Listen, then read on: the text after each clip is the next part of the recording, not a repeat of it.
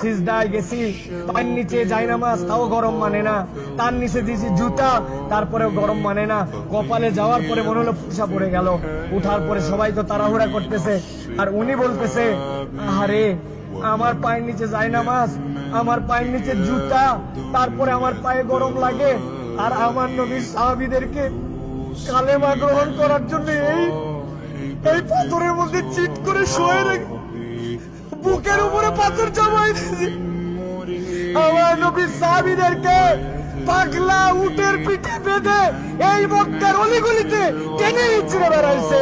এই জায়গাতে তাদের বুকের উপরে পাথর চাপায় আগুনের মধ্যে দিয়ে দিছে।